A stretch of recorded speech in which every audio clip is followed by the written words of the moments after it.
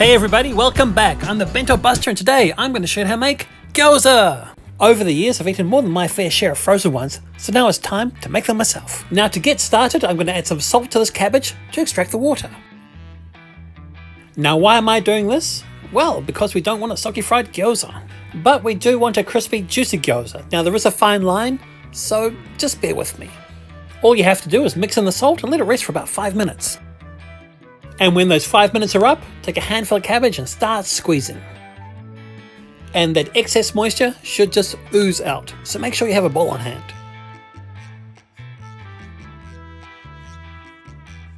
Then take your cabbage and add it to the rest of the ingredients. For a detailed list of all the ingredients I'm using, please check the description box below. Now this is just my version of gyoza, and trust me, there are so many about, so don't be afraid to chop and change the ingredients to suit your taste. So for example, if you don't like nira, Chinese chives, or you can't get hold of them, then don't use them. Or you could replace it with something better that you like. That way you're kind of personalizing the gyoza.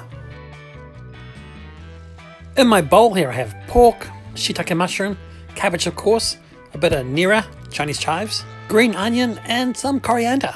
And to that I'm adding things like pepper, garlic and ginger, oyster sauce, soy sauce, a bit of cooking sake, and that's about it. Trust me, the aroma is very gyoza-y indeed.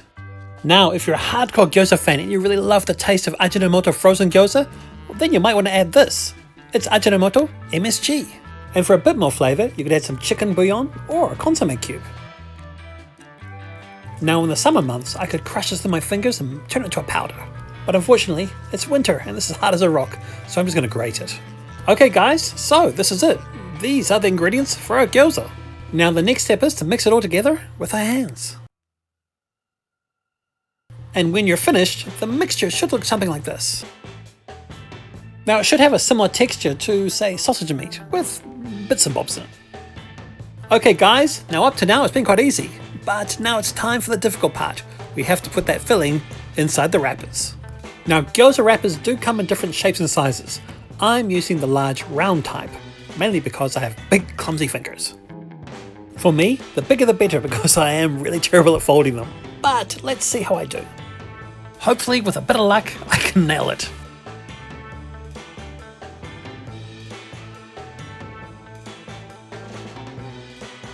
To start off, place a teaspoonful of filling in the centre of the gyoza wrapper.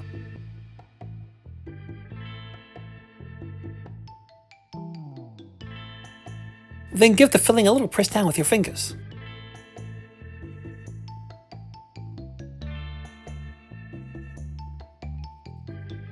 Next, wet the edges of the wrapper.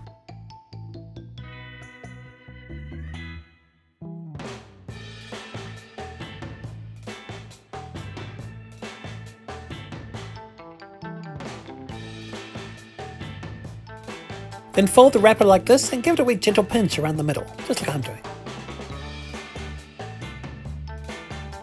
The next step is to make 3 pleats on one side, then 3 pleats on the other, then press it down so that they hold. Now my advice is, don't wear gloves when you make these. Please use your bare hands, that is way easier. Oh, and be gentle and take your time, there's no need to rush. After you've made the first few, you'll definitely find your groove. And once you've made the pleats, press down to seal them. I'm right-handed, so the right side's easy, the left part, that's a trouble spot. Okay, and as I mentioned before, when one side's done, you can start pleating the other. For this method, the pleats are kind of facing each other, kind of like a mirror image. Okay, I'm almost done. Now in the next method, the pleats are all facing in the same direction. So it's really kind of a personal preference how you want to pleat them.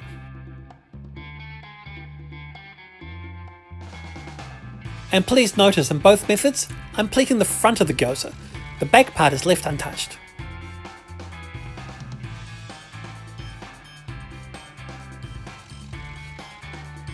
Okay, and this is the second method, where all the pleats are facing in the same direction.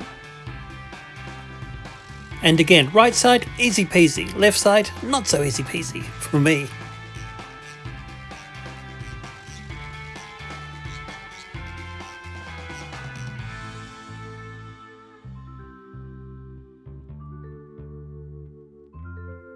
Okay, success! I did it! Like I said, the first couple might be a little difficult, but after that you'll find your groove and things should get easier. There definitely is a learning curve, but you can do it, so give it a go.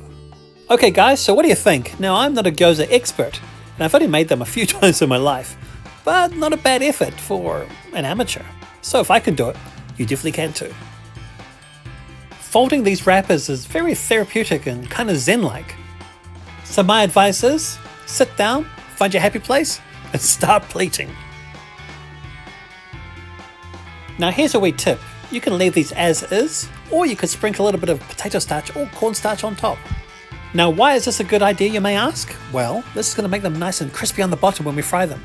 It's going to give them a bit more character. And to crunch, of course. Okay, now they're looking really good. Now the next step is to cook them. But if you don't want to cook them now, you can freeze them and have them later. Now I'm not going to freeze these today. I'm going to eat them, of course. So over a low to medium heat, I'm adding a tablespoon of oil to my fry pan. Then in go the gyoza. Try to line them up in an orderly fashion.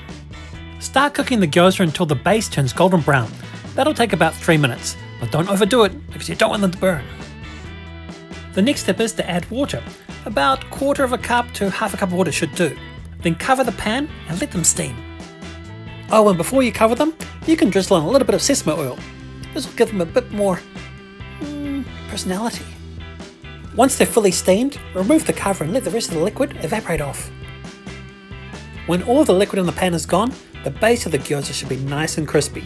That means they're done. So turn off the heat and remove them from the pan because these guys are ready to eat. Okay, now wait for it. Yes, I did it. Mission accomplished. I made some gyoza. They look like gyoza, and trust me, they really smell like gyoza, so I'm happy. They're lovely golden brown and really crispy on the bottom thanks to that addition of potato starch.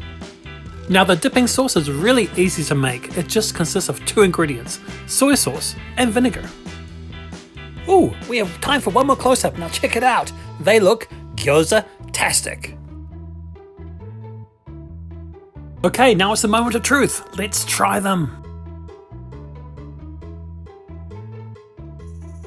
Now just take a look at that. That, my friends, is a very handsome gyoza.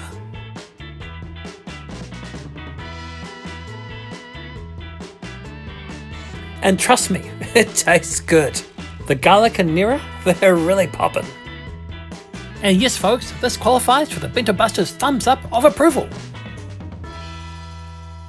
Okay guys, I accomplished the impossible. I made gyoza with my big chubby fingers. So now it's your turn.